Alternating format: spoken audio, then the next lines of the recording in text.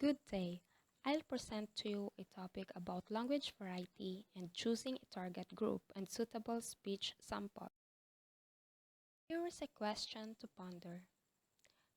Does immigrating to a country mean that you must speak that country's language regardless of the reasons and circumstances of your immigration? This is one of the questions that highlight the essential links between language and society. Language and varieties are rarely all equal, and some tend to be considered superior or more appropriate than others, depending on context.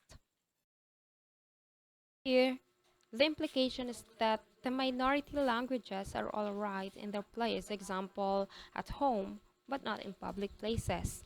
The second generation in immigrant communities is normally bilingual, but the first generation is not necessarily so.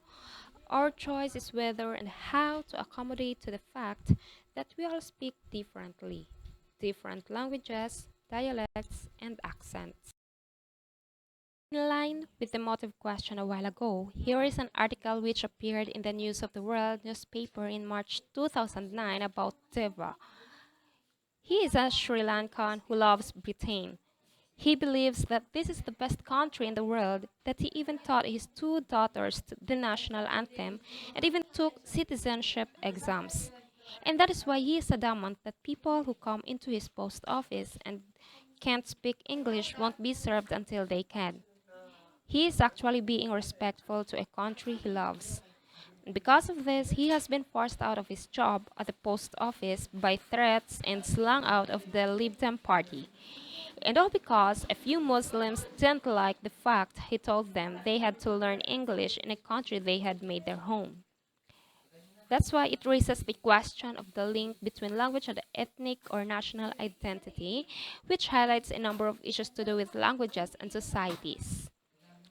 First is, Deva believes that speaking English is an essential element in being British, and while this is not specified, it seems likely that his idea of English would not include anything except the standard. Second, it makes us think about whether Britain is actually a monolingual or a multilingual country. And third, there is an implied view that minority languages should not be encouraged or protected, but that we should favor assimilation or, at the very least, bilingualism. Further implications include the connections between language and religion, politics, and militarism. Let's move on to classifying varieties. The term variety is a catch-all term which covers different languages, dialects, accents, registers, and styles of speech. There are written and spoken varieties, standard and non-standard ones, varieties used for communication between people who do not share a mother tongue or lingua francas, and varieties that develop between people who have no common language at all. This toolkit of terms is important for linguists because most of these terms are ideologically loaded. For example, a dialect is often seen as inferior to a language. It has connotations of being purely regional or spoken rather than written. They fulfill the role of vernaculars, that is, popular speech forms for everyday interaction. In other, rarer contact situations, varieties emerge with the grammatical structure of one language and the vocabulary of another. All these processes come about through a pooling of linguistic resources and apply to different dialects as well as different languages. Thus, common dialects can arise through the process of coinization between dialects that started off far apart from one another, according to Kurzweil in 2001. This process can also be observed in the modern-day leveling between non-standard British English dialects, which results in so-called estuary English. Within given languages, how should we distinguish between different types or levels of language?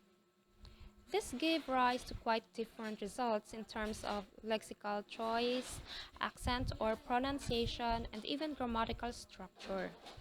Register is one important subcategory which refers to the type of language that is appropriate for particular situations. Here are some examples of features of multicultural London English as studied by Cheshire et al. 2011.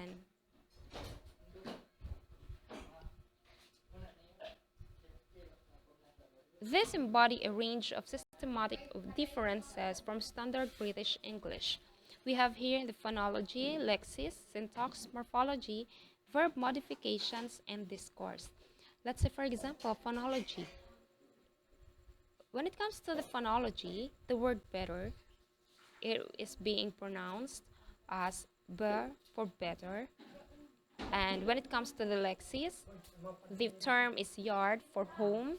And for syntax, there is an omission of prepositions. Example, I'm going college. And when it comes to morphology, we have new regular plurals as men's for men. It becomes irregular. And we also have the them plural, one of the boy them. And when it comes to the verb modifications, we have leveling of was or where.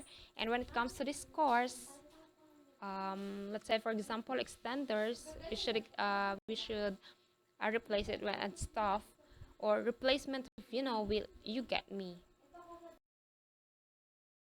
Let us discuss the difference between style, genre, and modality.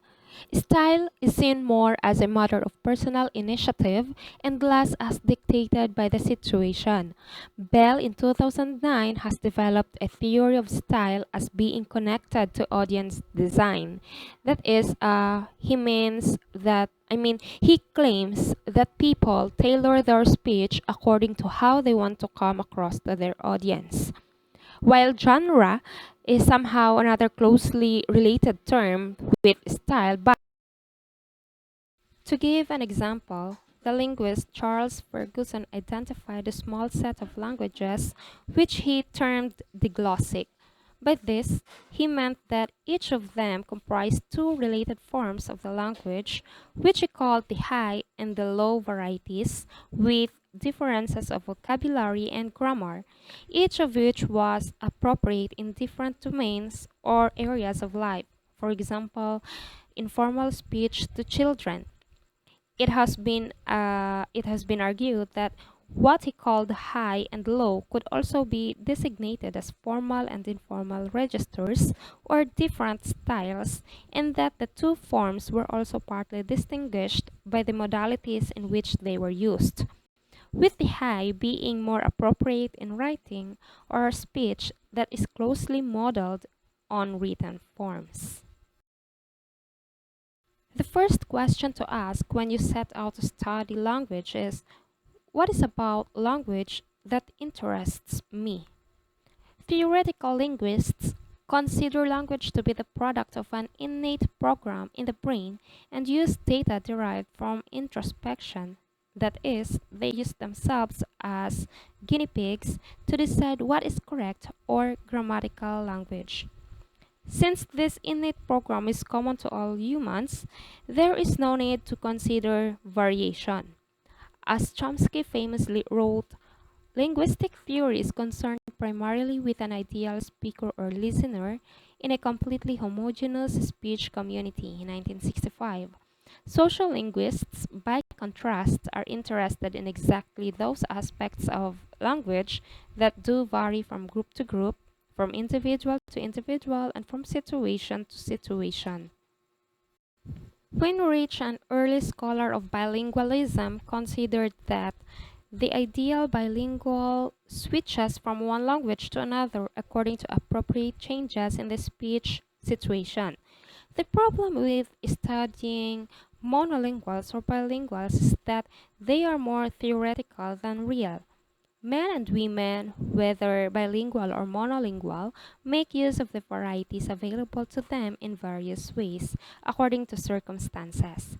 They alternate between and combine languages, dialects, registers, and styles. Let's say, for example, the same with a cook who combines some finite list of ingredients differently in order to produce different dishes. is to identify the object of study in social linguistics. First is a speech community, a group of speakers who share some aspects of their speech behavior. If not a particular variety, then at least common attitudes towards the varieties spoken. Second, a social network, a group of people who associate with one another in various capacities and who are therefore likely to share linguistic practices. And also, third, audience design refers to the process whereby speakers adapt their way of speaking to their audience, whether a single interlocutor or a bigger group. And lastly, the communities of practice approach cuts across groupings based on external factors like social class and instead seeks common linguistic practices that reveal which speakers identify with which other speakers. Think of the people with whom you interact on a daily basis: family, friends, work, colleagues, neighbors, and so on. What different ways of speaking can you distinguish either within or between these groups? Different accents, dialects, use of vocabulary or slang. If you belong to a bilingual community or social group, example students from the same country, perhaps some of your acquaintances code switch or example use the mixed languages or translanguaging, whereas others do not. New ways of explaining the underlying systematicies in speech behavior at a social level continue to emerge. For example, it is now recognized that apart from belonging to or reacting to socially defined groupings, speakers also adjust their speech as flexible response to further aspects of context, speech situations, so as to represent themselves and their personal style in particular ways. This is known as linguistic stance, according to Joff in 2012.